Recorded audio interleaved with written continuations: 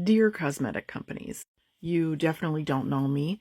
I'm a 56-year-old beauty content creator on TikTok and YouTube. Me and my friends who have a lot of spending power, we're talking a lot of spending power, are feeling ignored. And since you clearly don't know what we want, I thought I'd just spell it out for you. We want products that are specific to our problems, shown and modeled and used by people our age. We don't want to be anti-aging. We don't want to be younger. We just want to look awesome for our age.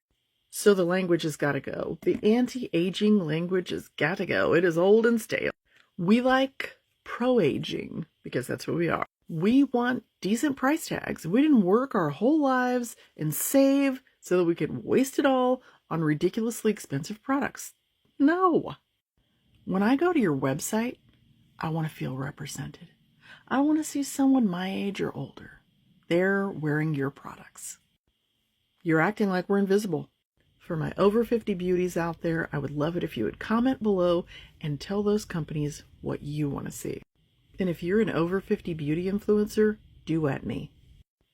And I'd really love to know why we're not being invited to bougie influencer events. Is there a cutoff age?